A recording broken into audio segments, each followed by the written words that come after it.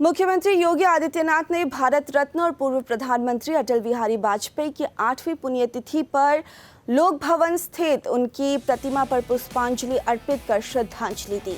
इस दौरान उन्होंने अटल जी के राजनीतिक और राष्ट्रीय योगदान को याद करते हुए उनके विचारों और स्मृतियों को नमन किया। सीएम योगी ने कहा कि अटल बिहारी वाजपेयी ने 1957 में उत्तर प्रदेश की बलरामपुर लोकसभा सीट से अपने संसदीय जीवन की शुरुआत की और बाद में 5 बार लखनऊ का प्रतिनिधित्व किया। उन्होंने नेता प्रतिपक्ष से लेकर प्रधानमंत्री तक विभिन्न जिम्मेदारियों का सफलतापूर्वक निर्वहन किया। मुख्यमंत्री ने कहा कि कारगिल युद्ध के दौरान अटल जी ने अपनी दृढ़ इच्छा शक्ति और नेतृत्व क्षमता का परिचय देते हुए दुनिया में भारत की ताकत का लोहा मनवाया।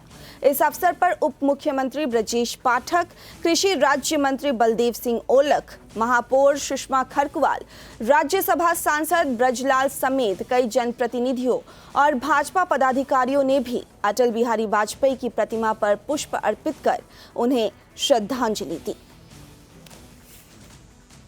अटल जी के बारे में जो कहा जाता था कि कवि हृदय हैं, सहज हैं, सरल हैं, ये युद्ध लड़ पाएंगे, तो अटल जी ने कारगिल युद्ध के दौरान अपने दृढ़ इच्छा शक्ति का परिचय देकर के दुनिया को भारत का लोहा मनवाया था। याद करिए, उस समय अमेरिका के राष्ट्रपति भारत को बार बार कहते थे कि नहीं, आप एक बार अमेरिका आइए, भारत और पाकिस्तान मिलकर के इसका समाधान निकालें। अटल जी ने कहा, मैं भारत तब तक नहीं छोड़ सकता जब तक एक भी दुश्मन भारत की धरती पर रहेगा, भारत की सीमा के अंदर रहेगा।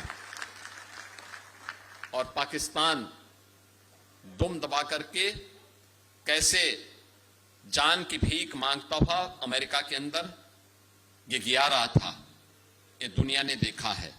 ये अटल जी की दृढ़ इच्छा शक्ति का परिचय कारगिल युद्ध के दौरान भी देश ने देखा है। देश के अंदर इंफ्रास्ट्रक्चर कैसे होना चाहिए, या देश के अंदर अन्न योजना कैसे होनी चाहिए, देश के ग्रामीण क्षेत्र की अर्थव्यवस्था के लिए क्या कुछ किया जाना चाहिए, ये सब कुछ देन अटल जी की है।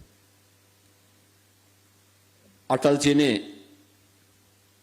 अपने सार्वजनिक जीवन की शुरुआत डॉक्टर श्यामा प्रसाद मुखर्जी जी के साथ प्रारंभ किया था।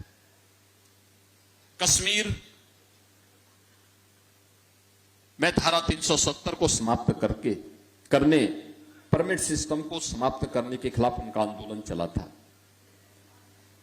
और आज आदरणीय प्रधानमंत्री जी के नेतृत्व में भारत कश्मीर को धारा 370 से मुक्त करते हुए श्रद्धेय अटल जी के उस सपने को, जो डॉक्टर श्यामा प्रसाद मुखर्जी ने वो सपना देखा था, वो सपना आज कश्मीर के अंदर साकार हुआ है। श्रद्धेय अटल जी के